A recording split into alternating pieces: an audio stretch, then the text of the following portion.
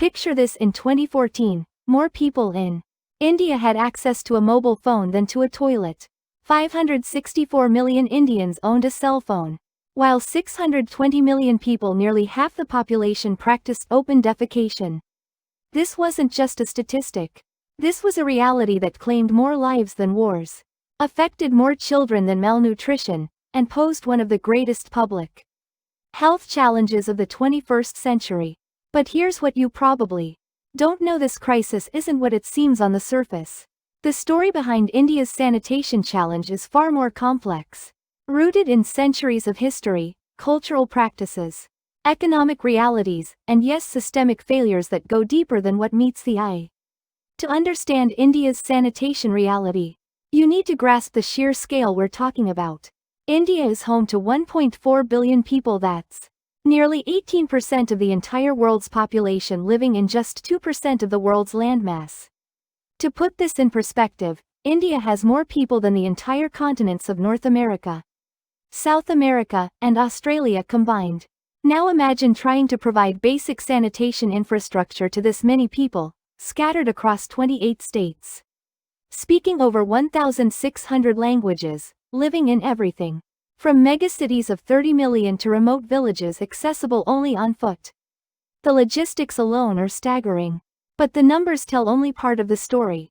In 2014, when the Swachh Bharat Mission launched, India faced what the World Health Organization called the world's largest sanitation crisis. Open defecation wasn't just happening in remote rural areas, it was visible in major cities, along railway tracks, near schools, and in urban slums, where 100 million people lived without access to proper toilets. Here's where the story gets interesting. India's sanitation challenges aren't new, they're rooted in a complex web of historical, cultural, and economic factors that stretch back centuries. During the colonial period, the British Raj invested heavily in infrastructure that served their economic interests: railways to transport goods, ports for trade, telegraph lines for communication. But sanitation for the general population? That was largely ignored. The colonial administration focused on European quarters and commercial districts, leaving the vast majority of Indians to manage with traditional systems that worked for smaller populations but couldn't scale. Traditional Indian society actually had sophisticated waste management systems. Ancient texts like the Arthashastra, written over 2,000 years ago, detailed urban planning principles including waste disposal and public health measures. Many traditional Indian homes were designed with waste management in mind, and rural communities had established practices for human waste that, while effective for small populations, became problematic as populations exploded. But here's a crucial point that's often misunderstood. The practice of open defecation isn't simply about poverty or lack of education. Research by economists Diane Coffey and Dean Spears revealed something surprising: even when toilets were available and free, many people chose not to use them. In rural areas, they found that up to 40% of households with access to toilets continued to defecate in the open. Why? The answer lies in deeply rooted cultural beliefs about purity and pollution. Traditional Hindu concepts of ritual purity created a stigma around having toilets inside or near homes. The belief that waste should be kept far from living spaces led many to prefer open fields, even when alternatives existed. By 2014, the human cost of poor sanitation was devastating. Every day, over 1,000 children under 5 died from diarrheal diseases. That's one child every 2 minutes. India accounted for 24% of the global burden of diarrheal disease. Despite having only 18% of the world's population, the economic impact was equally staggering. The Water and Sanitation Program estimated that inadequate sanitation cost India $54 billion annually, equivalent to 6.4% of the country's GDP. This included healthcare costs, lost productivity, and what economists call premature mortality, the economic value of lives lost to preventable diseases. Women and children bore the heaviest burden. Without toilets, women faced safety risks when venturing out after dark. Many would wait all day, leading to urinary tract infections and other health problems. Girls often dropped out of school once they reached puberty, lacking safe, private sanitation facilities. The environmental impact extended far beyond what was visible. Groundwater contamination affected millions. Rivers like the Ganges, considered sacred by hundreds of millions of Hindus, carried pollutant loads that made them among the world's most contaminated waterways. But here's what makes this story remarkable. In 2014, India decided to tackle this crisis head-on with one of the most ambitious public health campaigns in human history. Prime Minister Narendra Modi launched the Swachh Bharat Mission with a bold promise: make India open defecation-free by 2019, Gandhi's 150th birthday. The scale was unprecedented: build 100 million toilets in 5 years across 600,000 villages. The government allocated $20 billion to the effort. But money alone wouldn't solve a problem this complex. The campaign needed to change centuries-old behaviors and beliefs. The approach was multifaceted. Financial incentives provided families $200 to build toilets, significant money in rural areas where daily wages might be $2.03. But more importantly, the campaign focused on behavior change. Village leaders, women's groups, and even Bollywood celebrities were enlisted to promote toilet use. The messaging was clever and culturally sensitive. Rather than simply mandating change, campaigns emphasized honor, safety, and family health. Slogans like "No toilet, no bride" encouraged families to build toilets before weddings. Villages competed for open defecation-free status, creating social pressure for change. Local innovations emerged everywhere. In Rajasthan, women's self-help groups took ownership of sanitation, linking toilet construction to their microcredit programs. In Kerala, communities developed decentralized waste treatment systems that turned waste into biogas and fertilizer. Technology played a crucial role. Smartphone apps allowed real-time monitoring of toilet construction. GPS coordinates verified locations. Community volunteers uploaded photos to track progress. This level of data-driven implementation was unprecedented for a program of this scale. The results were remarkable. By 2019, the government claimed that 550 million people had gained access to sanitation, and over 100 million toilets had been built. The percentage of people practicing open defecation dropped from 45% to under 1%, according to official statistics. But here's where the story gets complicated. Independent researchers began questioning these numbers. Studies by organizations like the Research Institute for Compassionate Economics found that while toilet construction had indeed been massive, usage remained problematic. Their 2018 survey across 4 Indian states found that while 71% of rural households had toilets, only 73% of people in toilet-owning households reported that all household members used them. Many newly built toilets were used for storage, or people continued open defecation out of habit. The reasons were complex. Some toilets were built without proper drainage or water connections, making them unusable. Others lacked privacy or were poorly maintained. Cultural beliefs persisted. Many still viewed outdoor defecation as more hygienic or convenient. Quality was another issue. Rapid construction led to many substandard toilets that quickly became unusable. Without proper maintenance systems, many facilities deteriorated within months.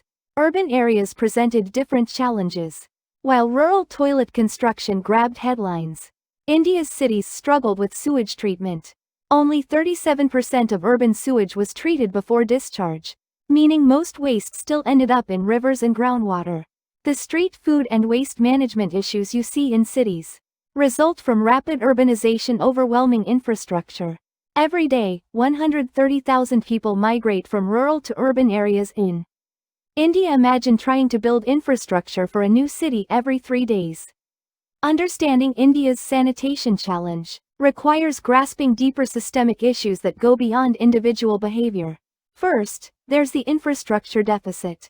India's urban infrastructure was built for much smaller populations. Mumbai, for example, was designed for 1 million people, but houses over 20 million. The sewer systems, water treatment plants, and waste management facilities are completely overwhelmed. Second, there's the governance challenge.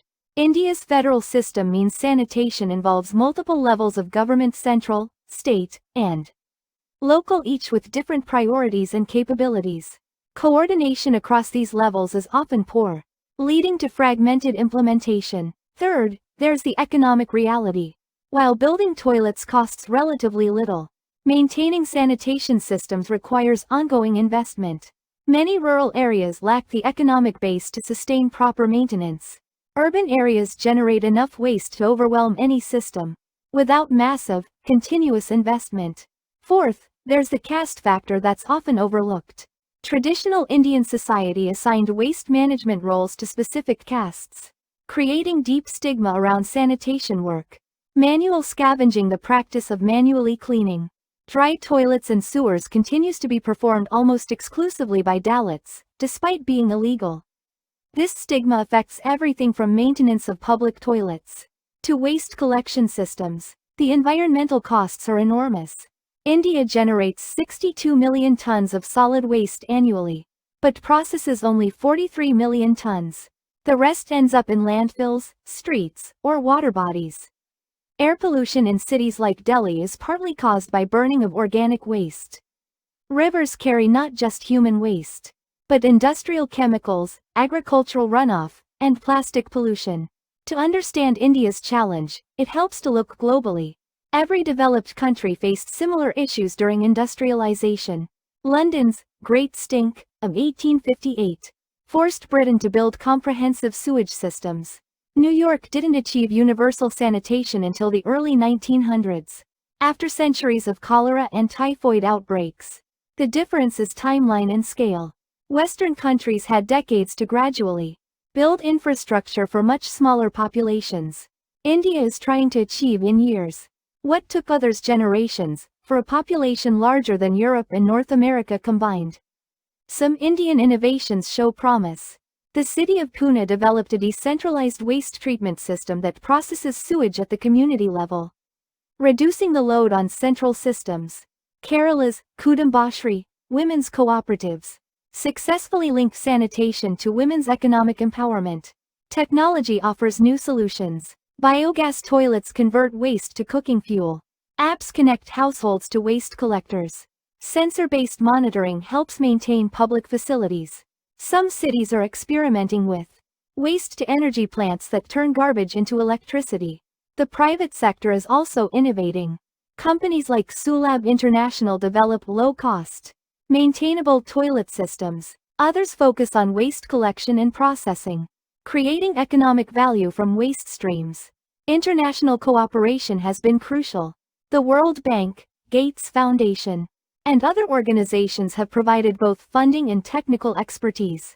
Partnerships with countries like Japan and Germany have transferred technology and management practices. Today, India's sanitation story continues to evolve. The government claims victory in achieving open defecation-free status. But independent monitoring shows the reality is more nuanced. Progress has been substantial. Millions now have access to toilets.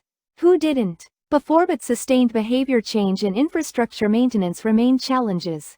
COVID-19 added new urgency to sanitation. The pandemic highlighted how poor sanitation creates disease vulnerability. It also showed how quickly behavior can change when people understand health risks. Mask adoption and handwashing increased dramatically during the pandemic. Cities are beginning to adopt more comprehensive approaches. Bhopal became India's first city to treat 100% of its sewage. Indore has won national awards for waste management. These success stories provide blueprints for other cities. Rural areas are seeing innovation in maintenance models. Some states have linked toilet maintenance to employment programs, creating ongoing income for maintenance workers. Others use community-based monitoring systems, where villages track their own sanitation status. The next frontier is sustainability. Can the infrastructure built be maintained over decades? Can behavior change be sustained across generations?